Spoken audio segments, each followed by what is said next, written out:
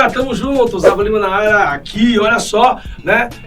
Bom dia, boa tarde, boa noite, né? Não sei que hora que você está aí na sua casa. Nós aqui, então, vamos fazer essa aula completa de Guerra Fria. Justamente, pessoal, para completar nossa aula passada. Nossa aula passada foi Segunda Guerra Mundial. E assim nós temos, então, o século XX sendo concluído, o século das guerras, a Guerra Fria. Vamos junto!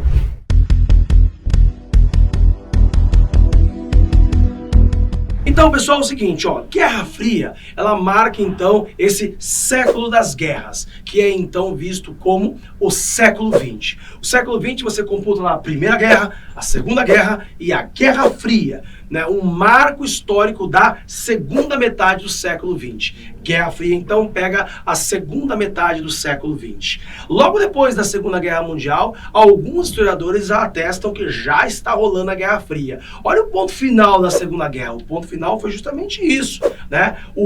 A ocupação soviética de Berlim, na Batalha de Berlim, concluindo, então, a guerra na Europa. E você tem, então, as bombas de Hiroshima e Nagasaki, que fecham a guerra no Pacífico, colocando, então, duas superpotências na esteira do mundo, Estados Unidos e União Soviética. Logo depois da Segunda Guerra, já sente um sentimento de que haveria, talvez, um conflito entre Estados Unidos e União Soviética. Nesse ponto, pessoal, Guerra Fria é um dos assuntos mais buscados por vestibulares, concursos, e tem aí, numa ideia geral, este grande conflito. Tudo bem? Bom, primeiro ponto, para início de conversa, nós fazemos uma questão. O que é a Guerra Fria?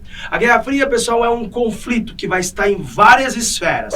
Ele não aconteceu de fato. Não houve o confronto entre Estados Unidos e União Soviética, e sim uma situação de guerra. Assim nós podemos dizer, um conflito político, um conflito econômico, um conflito tecnológico, um conflito armamentístico, um conflito de interesses, uma busca por aliados, uma ideia ideológica, ou melhor, um conflito de ideias, ideológico. Nós temos um conflito cultural, nós temos a ideia de que em todas as esferas da existência, economia, sociedade, política, Estados Unidos e União Soviética se degladiaram.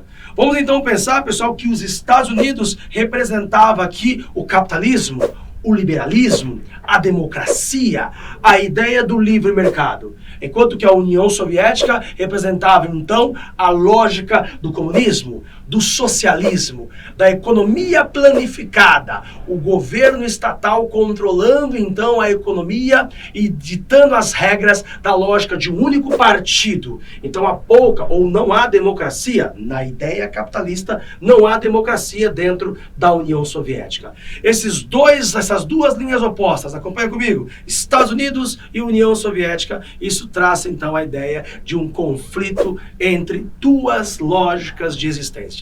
O mundo estava dividido ao meio. O mundo bipolarizado. A bipolarização, pessoal, é uma das marcas centrais dos conceitos gerais de Guerra Fria. Geralmente, pessoal, nós dividimos as questões que podem cair na sua prova de Guerra Fria em três lógicas. Vamos comigo? Lógica número 1, os conceitos gerais de Guerra Fria. Lógica número 2, os conflitos reais da Guerra Fria. Lógica número 3, o fim da Guerra Fria. Nós temos esses três pontos. Vamos por parte. Primeiro ponto, conceitos gerais. Vamos pensar os conceitos gerais da Guerra Fria.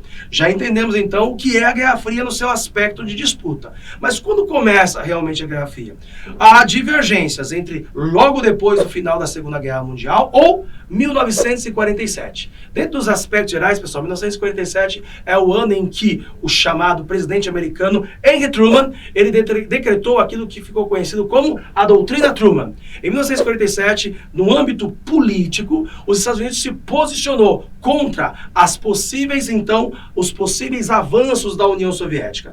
De um lado, a chamada doutrina Truman americana, que estava ao avesso do chamado Cominforme soviético, uma disputa política. O presidente americano, em 1947, disse: onde houver uma nação livre que queira o apoio dos Estados Unidos, os americanos iriam intervir politicamente, apoiando aí esses países capitalistas. Do mesmo modo, a União Soviética apoiaria os países que também tivessem, então, aí, né, o aspecto comunista. O primeiro-ministro da Inglaterra, pessoal, Winston Churchill, logo depois do final da Segunda Guerra Mundial, ele usou um conceito que aparece bastante nessa briga política entre Estados Unidos e União Soviética, de que o que estava lá no Oriente, ou seja, o domínio que os soviéticos faziam do leste europeu e dos seus territórios, logo depois da Segunda Guerra, ele usou um termo chamado cortina de ferro. Há uma cortina de ferro e a gente não sabe o que está acontecendo dentro da União Soviética. Por quê? Porque eles fecharam, eles fizeram um fechamento daquele Estado,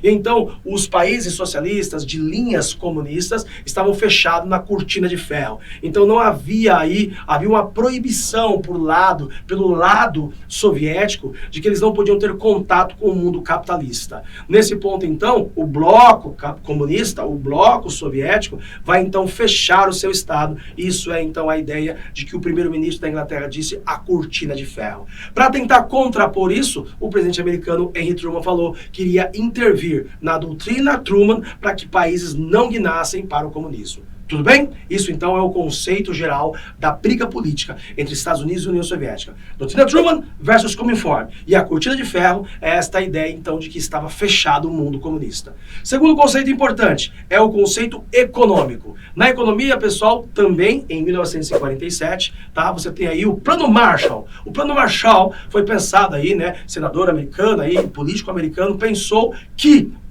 era importante fazer a recuperação dos países europeus destruídos pela Segunda Guerra, principalmente os países ocidentais, principalmente os países capitalistas. Os Estados Unidos então enviariam dinheiro, emprestariam dinheiro para a recuperação da Europa Ocidental, logo depois da Segunda Guerra. Por que isso é importante? Porque nesse Plano Marshall, os americanos entendiam que era importante economicamente apoiar os países que estavam guinando para o capitalismo. Não era só ajudar politicamente, mas ajudar economicamente. Os soviéticos, por sua vez, em 1949, lançaram o Comecon, o Conselho Econômico. Se para o lado capitalista tinha o Plano Marshall, para o lado soviético tinha o Comecon. A mesma coisa, a ajuda econômica para os países que estavam sob a orla de influência da União Soviética.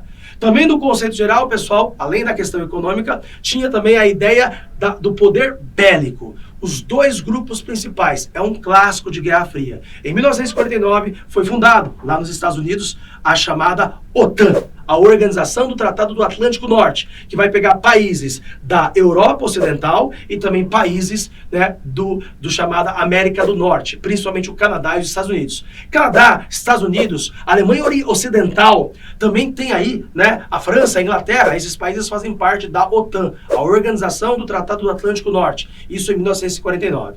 Os soviéticos, por sua vez, lançaram em 1955, o chamado Pacto de Varsóvia. O Pacto de Varsóvia, então, Varsóvia, para quem não sabe, é a capital da Polônia.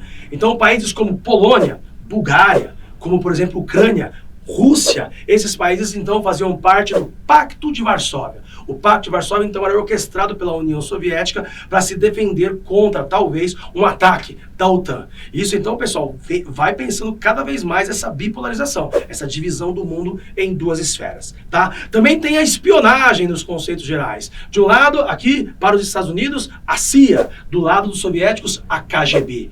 E, obviamente, pessoal, que esses caras, então, iam rascunhando países, territórios. Olha só, em 1949, a Alemanha foi dividida em duas. Você tem a Alemanha Ocidental, que é capitalista, a Alemanha Oriental, que é comunista. Nesse ponto, a Alemanha foi dividida ao meio. E um grande problema que tinha dentro da Alemanha, pessoal, era o fato de que a Berlim, a capital das duas Alemanhas, estava dentro do território da Alemanha Oriental. Então, a Berlim Ocidental era a capital da Alemanha Ocidental. A Berlim Oriental era a capital da Alemanha Oriental. Isso, então, dois países, uma nação dividida por dois países pela questão política. Então, foi nesse ponto que, em 1961, o governo da Alemanha Oriental, com o apoio da União Soviética, resolveu, então, fazer um muro. Então, veja, pessoal, que aquela cortina de ferro, que é um conceito conceito é materializado no Muro de Berlim. Em 1961, pessoal, foi construído o Muro de Berlim, que dividiu a Berlim Ocidental, capitalista, da Berlim Oriental, que era então comunista. Uma nação dividida em dois países. E também nesse mesmo ano, pessoal, de 1949, foi dividido também as duas Coreias. Coreia do Norte, certo? Que era então aí uma Coreia que vai ser visto como a Coreia aí comunista, e a Coreia do Sul, que também é a Coreia capitalista. A mesma coisa aconteceu com o Vietnã. Vietnã do Norte comunista, Vietnã do Sul capitalista. Guarda aí, porque acontecerá uma guerra tanto na Coreia quanto no Vietnã. Já na Alemanha não houve guerra, mas houve até mortes na tentativa de pessoas tentar atravessar o muro, tá? Em 1961, visto como o auge da Guerra Fria, né, nesta ideia de conceito geral, a Alemanha teve uma cidade murada. A capital da Alemanha foi murada pelo Muro de Berlim. Guarda esse assunto também, porque um dos pontos finais da Guerra Fria é justamente a queda do Muro de Berlim, só que lá no final. Guarda aí. Bom, ainda em aspectos gerais, em conceitos gerais, nós temos então a corrida armamentista. A todo instante, União Soviética e Estados Unidos ficavam construindo armas. E o grande bibelô da Guerra Fria é as bombas nucleares, as bombas atômicas. Quanto mais bombas atômicas um país tivesse, mais poderoso belicamente ele se demonstrava, mais aliados ele teria e, obviamente, ele poderia barganhar ou ameaçar o outro lado, né? Hoje, a Rússia é o país que mais tem bombas nucleares do mundo. E atrás da Rússia vem os Estados Unidos. A gente sabe que durante a Guerra Fria, a União Soviética tinha muitas bombas e Estados Unidos também. E, obviamente, pessoal, que a gente sabe que era improvável uma guerra entre eles, porque poderia destruir o planeta. Só em um momento quase aconteceu essa guerra, que é no caso a crise dos mísseis em Cuba. Já vou falar sobre isso. Então, neste ponto, pessoal, guarda isso. A corrida armamentista. Era uma disputa bélica de produção de armas que esses dois países tinham. Outro ponto muito conhecido é a corrida espacial. Não só chegar à Lua, como que vai acontecer nessa sequência de corrida espacial, mas temos a ideia, pessoal, de que a busca em colocar o maior número de satélites no universo. Estados Unidos e União Soviética, numa guerra tecnológica, ficavam então querendo anular um ao outro, produzindo então aí tecnologia para chegar no universo. E aí nós temos, olha só, nessa corrida espacial muito conhecido, em 1957, os soviéticos lançaram o seu primeiro satélite no universo, Sputnik, foi lançado em 1957. No outro ano, 1958, os Estados Unidos lançaram Explorer-1, o primeiro satélite americano lançado no universo. E aí, em 1961, os soviéticos lançaram o primeiro homem no espaço. Yuri Gagarin, o ucraniano soviético, ele então viu a Terra lá do espaço. Ó, os soviéticos rodaram o planeta Terra, pessoal, levando Yuri Gagarin para todos os lugares, mostrando que a tecnologia soviética era superior à tecnologia americana. Só que em 1969, né, com a presidência do presidente John Kennedy nos Estados Unidos, os americanos então pisaram na Lua. O primeiro homem a pisar na Lua, Neil Armstrong, né? Apollo 11 chegou na Lua, a missão tripulada americana na Lua em 1969 encerra a corrida espacial, porque os soviéticos não chegaram na Lua. Mas os soviéticos construíram estações espaciais, tá? Como a Estação Espacial Mir, por exemplo.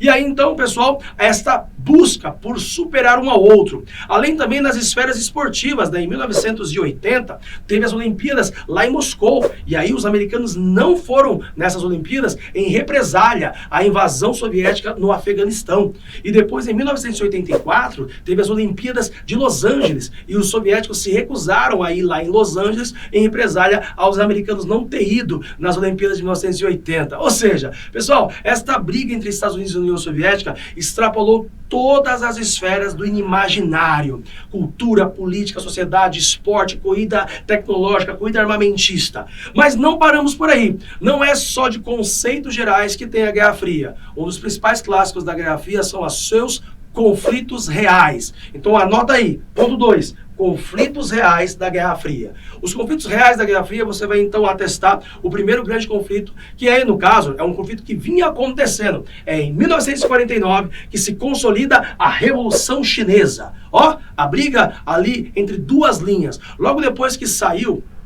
o Japão desocupou a China depois da Segunda Guerra, começou uma briga para qual caminho a China iria. De um lado, Mao Tse-tung, né, que estava liderando aí a lógica de um comunismo na China. Do outro lado, Chiang Kai-shek. ele estava então querendo fazer aí um capitalismo na China. Chiang Kai-shek e Mao Tse-tung entram em colisão. Há uma guerra civil na China e vence Mao Tse-tung. E o comunismo então é aplicado na China. Isso é a Revolução Chinesa.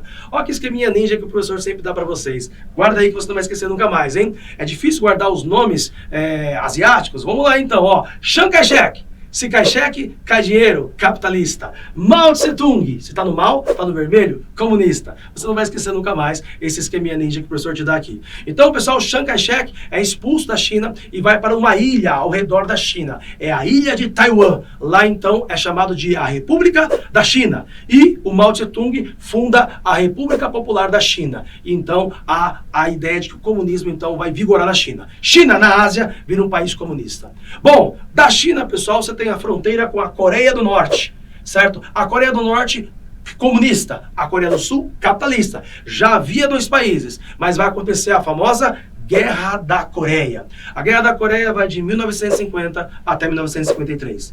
Os coreanos do Norte, então, tentando espalhar o comunismo através da guerra, invadiram a Coreia do Sul. E os coreanos do Sul, então, rechaçaram os coreanos do Norte de volta. Nessa guerra, a Coreia do Norte teve o apoio da China e da União Soviética. E a Coreia do Sul teve o apoio dos Estados Unidos e da ONU. Não houve tropas diretas de China e União Soviética e de Estados Unidos no território coreano. Mas houve, então, confronto entre os exércitos da Coreia do Norte e da Coreia do Sul, mas com o apoio militar dessas potências. É a primeira vez que teve um conflito real entre dois países que exemplificavam o capitalismo e o comunismo, tá? No final, pessoal, não houve vencedor, tá? A Coreia do Sul expulsou os coreanos do Norte de volta para o seu território e a guerra ficou sem vencedores, tá? Até hoje, no armistício de Panmunjom, de 1953, há uma espécie de definição de dois países. Coreia do Norte, comunista. Coreia do Sul, capitalista. Não houve vencedores nessa guerra. Bom, muitos autores, pessoal, chamavam isso de efeito dominó. Se, por exemplo, ó, da China, que faz fronteira com a Coreia do Norte, se a Coreia do Norte conseguisse vencer a Coreia do Sul, isso então poderia então espalhar o comunismo para o Japão. E o Japão, naquele período, estava totalmente sob influência dos Estados Unidos. Então os americanos temiam que o comunismo saísse do continente. Então era importante barrar o efeito dominó na Coreia do Norte. Tudo bem? Bom, aqui no sul da China, você vai ter então dois países também que já estavam com linhas distintas, Vietnã do Norte e Vietnã do Sul.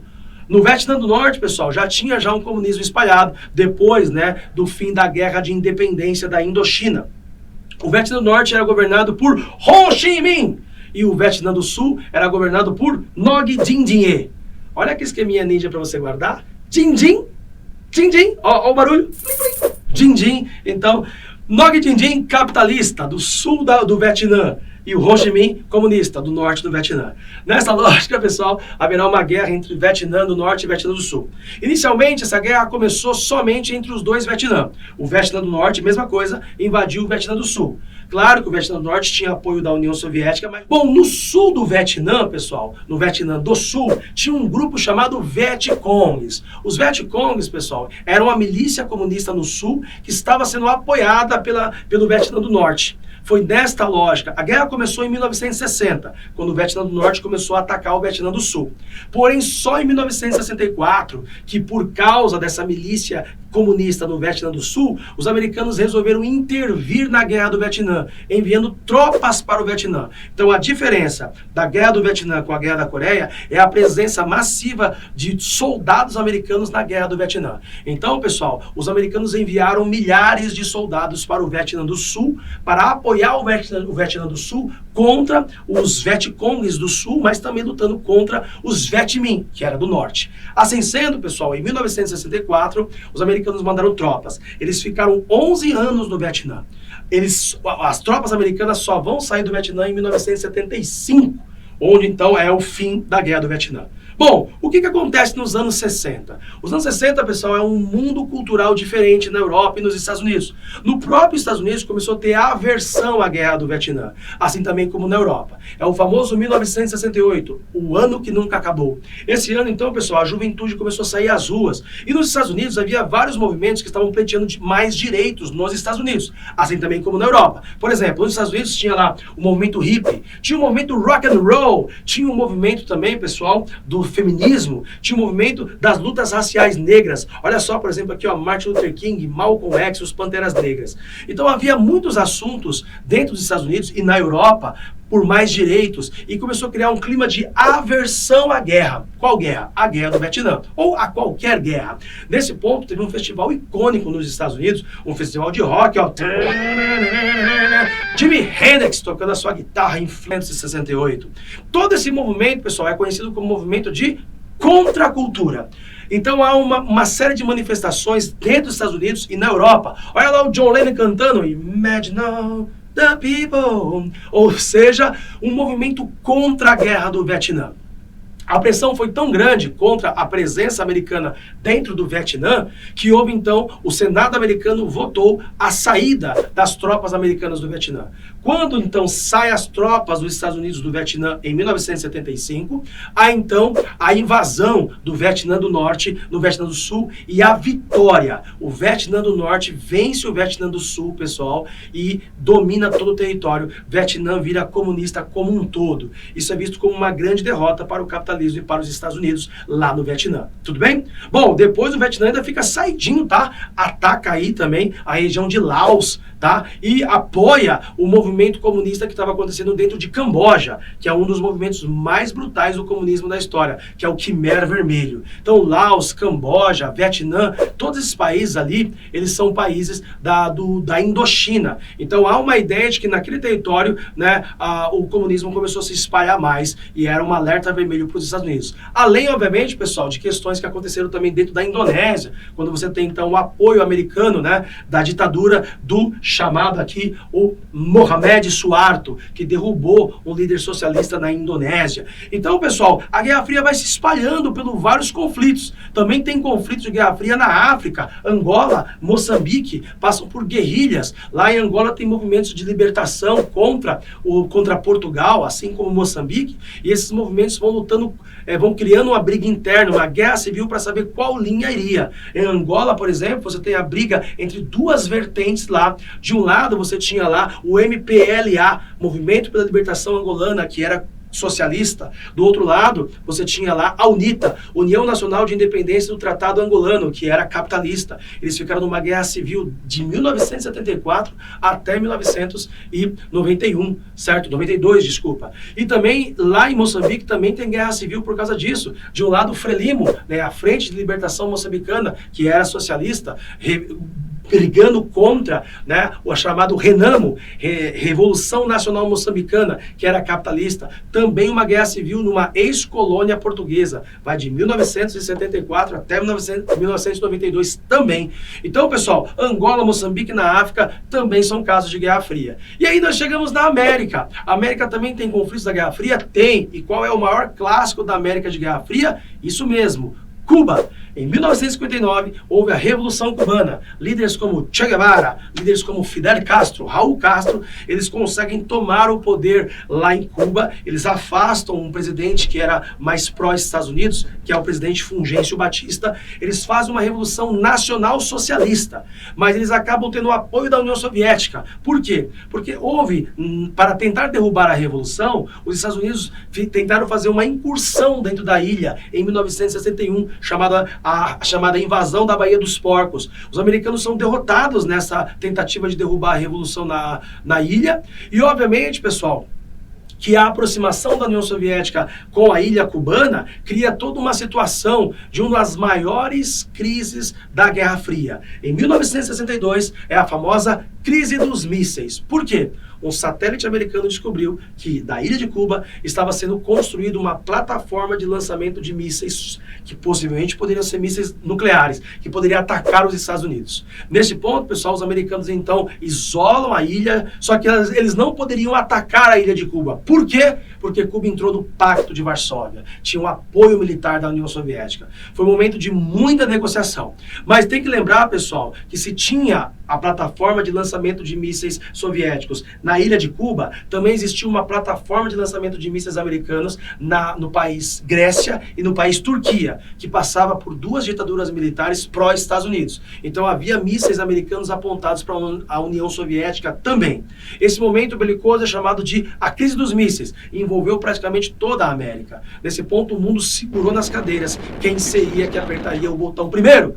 De um lado, Estados Unidos com John Kennedy. Do outro lado, a União Soviética com Nikita Khrushchev. Então eles resolveram não apertar os botões, graças a Deus, e assim não aconteceu a Terceira Guerra Mundial. Bom, houve negociação, a União Soviética teve que desinstalar sua plataforma de lançamento de mísseis lá em Cuba e, obviamente, que os americanos também iriam desinstalar a plataforma de lançamento de mísseis na Turquia e na Grécia. Bom, esse aspecto da Guerra Fria na América, pessoal, e o medo, e aliás, Cuba começou a promover uma espécie de espalhar o comunismo de guerra pela América através de guerrilha, como incentivou a guerrilha na Colômbia, no Peru e na Bolívia. O líder Che Guevara foi morto na Bolívia, né? E aí nós temos a ideia, pessoal, de que o Brasil, a Argentina, o Uruguai, eles começaram a ter regimes mais ferrenhos, fechados e pró-Estados Unidos. É aí que nós vamos ter as ditaduras militares na América. E todas elas apoiaram ali os Estados Unidos numa perspectiva de que não poderia o comunismo se espalhar na América.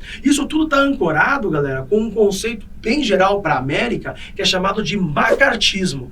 Joseph McCarthy é um senador dos Estados Unidos, que na década de 50, nos Estados Unidos, ele promovia a ideia da caça às bruxas. Não poderia permitir o comunismo crescer. Se você mata o comunismo antes dele nascer, você pode, então, se precaver de um problema lá na frente. Então, isso é perseguição de intelectuais de esquerda, perseguição de produções filmográficas, literárias de esquerda. Então, o macartismo persegue o comunismo dentro dos Estados Unidos. E virou uma espécie de ideologia da América e apoiou muito aí os regimes ditatoriais na América de linha militar. Olha só, em 1964, o governo militar aqui no Brasil.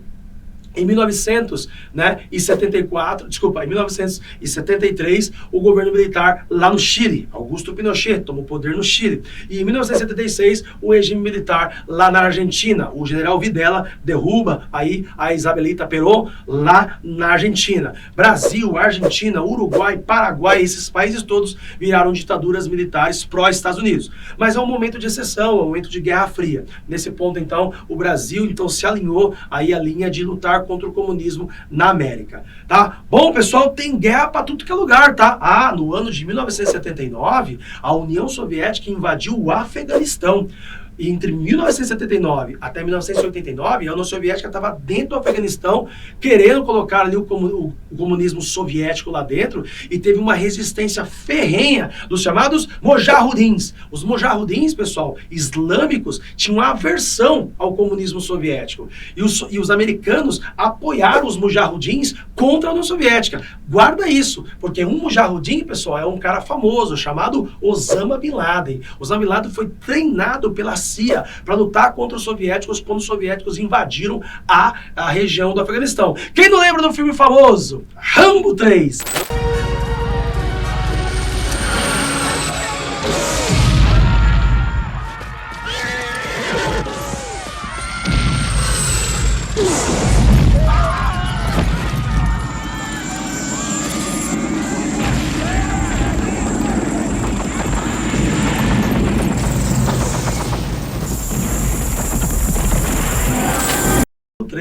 Foi lá no Afeganistão lutar contra os soviéticos. É icônico esse filme, né, pessoal?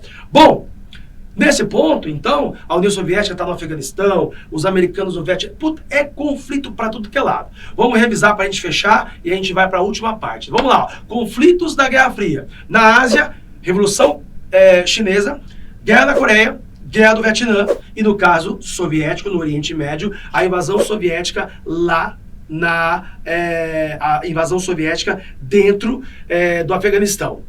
E nós temos na América a crise dos mísseis, tá? As guerrilhas latino-americanas e as ditaduras militares latino-americanas, tudo bem? E também na África, lembrar que eu falei, guerra de Angola e guerra de Moçambique, guerras civis. Para fechar, parte 3 dessa longa aula de Guerra Fria completinha para você aí, para vocês não perderem nenhum detalhe, tá? Ponto 3, pessoal, nós temos aqui a ideia da famosa, crise da União Soviética, ou seja, o fim da Guerra Fria. O fim da Guerra Fria, pessoal, é muito importante para a gente poder entender como que acabou esse conflito.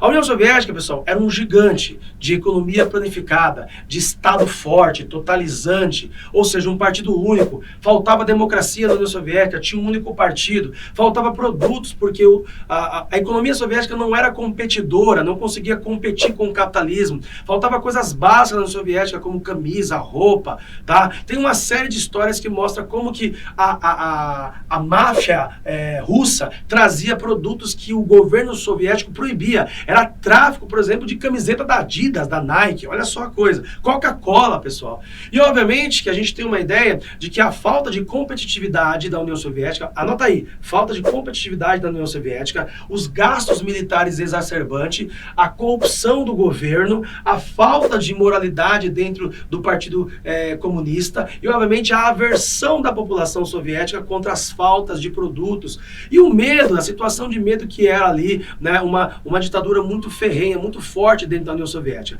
Esses pontos todos, pessoal, vai cansando o governo soviético. Temos um caso muito conhecido que foi em 1968, tá? A chamada Primavera de Praga, lá na Tchecoslováquia, quando os tchecos queriam então, por exemplo, mais democracia e o governo soviético mandou tropas para acabar com aquela revolução, é a Primavera de Praga na União Soviética, tá? Também temos um assunto muito conhecido que aconteceu em 1989, foi quando o presidente, esse mesmo que eu vou falar agora, Mikhail Gorbachev. O Mikhail Gorbachev, pessoal, é o último presidente da União Soviética. O Mikhail Gorbachev entrou nos anos 80 na União Soviética e ele foi fazer uma visita na China, a China que era comunista. E aí, então, lá a China já tinha feito a sua abertura. Em 1976, o presidente da China, o Deng Xiaoping, já tinha feito a abertura chinesa para a economia, mas não para a política. E aí, então, o Mikhail Gorbachev tinha ido visitar a China e houve, então, uma grande manifestação de estudantes, de trabalhadores, que virou então o famoso Massacre da Paz Celestial. O governo chinês, então, pessoal, detonou a movimentação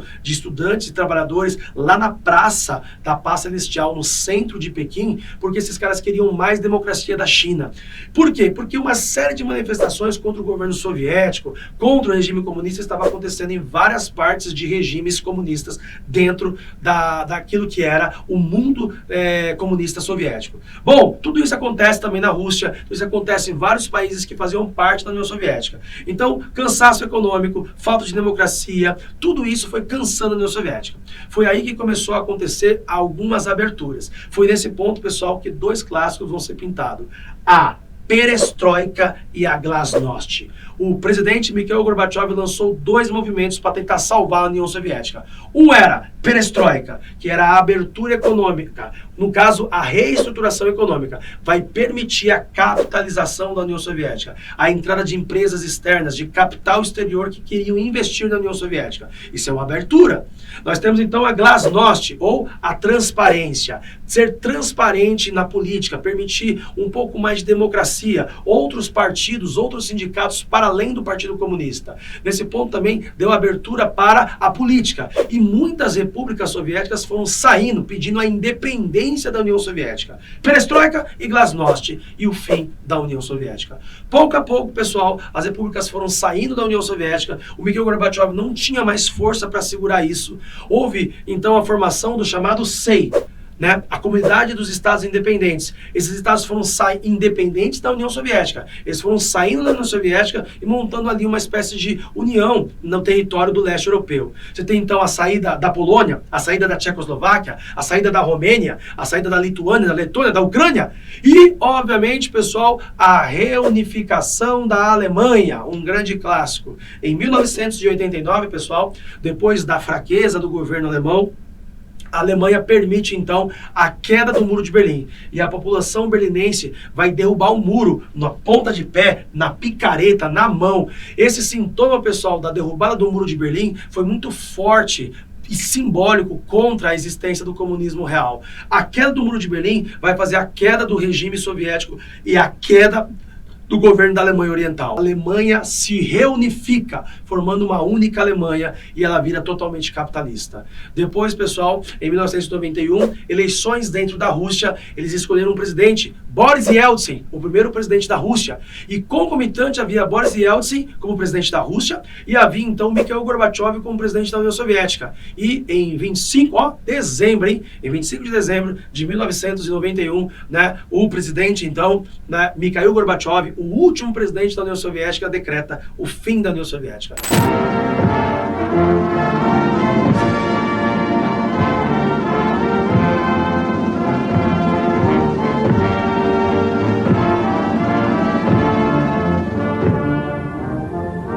Com o fim da União Soviética e a saída das repúblicas, há uma reestruturação do mapa da Europa. A Europa é reestruturada aí porque vários países surgem com o fim da União Soviética. Nesse ponto, pessoal, é o fim oficial da Guerra Fria. Por quê? Porque se não existe mais a União Soviética, não tem mais quem fosse o rival dos Estados Unidos. Então, nesse ponto, você dá o fim da União Soviética. Beleza? Então, ó, essa aula completa aí, pessoal, para terminar o conteúdo de Segunda Guerra, engatando com esse conteúdo gigantesco de Guerra Fria, que está sempre presente nas provas, tá? Então, assistam aí quantas vezes vocês quiserem, tá, pessoal? E, obviamente, quem gostou, aí, dá um clique, dá uma compartilhada no nosso vídeo aí. Tamo junto, tá, pessoal? Tudo de bom? Guerra Fria completa. Vem com a gente, tamo junto aí. Zabo Lima, valeu, tchau, tchau.